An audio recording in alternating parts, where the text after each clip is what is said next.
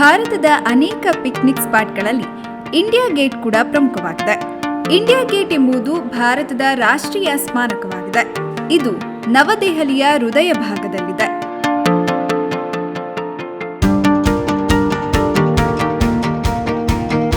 ಭಾರತಕ್ಕೆ ಸ್ವಾತಂತ್ರ್ಯ ದೊರೆತ ಮೇಲೆ ಭಾರತದ ಸೇನೆಯ ಅಜ್ಞಾತ ಯೋಧನ ಸಮಾಧಿಯ ತಾಣವಾಗಿ ಮಾರ್ಪಟ್ಟಿದೆ. ಅಖಿಲ ಭಾರತ ಯುದ್ಧ ಸ್ಮಾರಕವಾಗಿ ದೆಹಲಿಯಲ್ಲಿ ಎದ್ದು ಕಾಣುವ ಹೆಗ್ಗುರುತಾಗಿದೆ.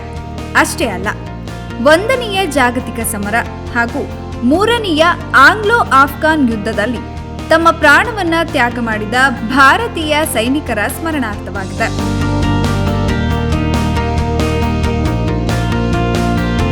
ಇದನ್ನ ವೈಸ್ರಾಯ್ ಲಾರ್ಡ್ ಇರ್ವಿನ್ ಫೆಬ್ರವರಿ 12, 1931ರಲ್ಲಿ ಉದ್ಘಾಟಿಸಿದರು. ಇದರ ವಿನ್ಯಾಸವು ಸಂಪೂರ್ಣ ಕಮಾನು ಆಕಾರ ಹೊಂದಿದೆ. ಗುಲಾಬಿ ಹಾಗೂ ಹಳದಿ ಭರತ್ಪುರ ಕಲ್ಲುಗಳನ್ನ ಬಳಸಲಾಗಿದೆ.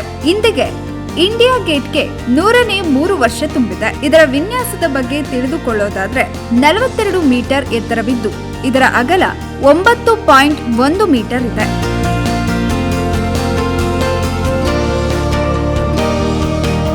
ಇಂಡಿಯಾ ಗೇಟ್ನ ಕಮಾನಿನ ಅಡಿಯಲ್ಲಿರುವ ಸಂಪುಟ ಒಂದರಲ್ಲಿ 1971ರಿಂದ ಉರಿಯುತ್ತಿರುವ ಅಮರ್ ಜವಾನ್ ಜ್ಯೋತಿಯು ಅಜ್ಞಾತ ಯೋಧನ ಸಮಾಧಿಯ ಗುರುತಾಗಿದೆ.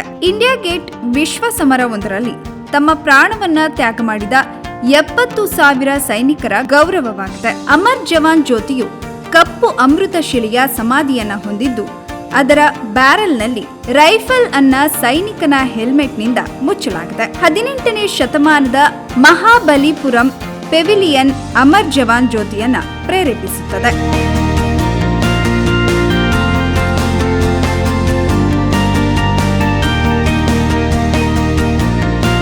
ಇಂಡಿಯಾ ಗೇಟ್ ಬಳಿ ಹಸಿರು ಹುಲ್ಲು ಹಾಸಿನ ಜೊತೆಗೆ ಪಿಕ್ನಿಕ್ ತಾಣಗಳು, ಶಾಪಿಂಗ್ ಪ್ರದೇಶಗಳು, ಪಾರ್ಕಿಂಗ್ ಪ್ರದೇಶಗಳನ್ನ ಒಳಗೊಂಡಿದೆ.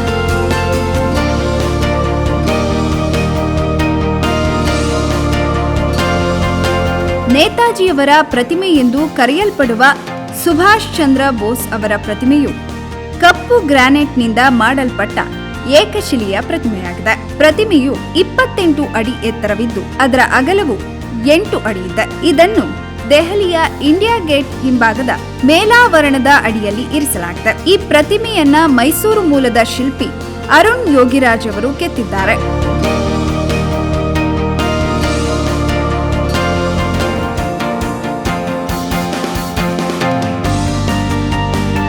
ಯಾವುದೇ ಪ್ರವೇಶ ಶುಲ್ಕವಿಲ್ಲದೆ ಈ ಪ್ರವಾಸಿ ತಾಣಕ್ಕೆ ನೀವು ಭೇಟಿ ನೀಡಬಹುದು.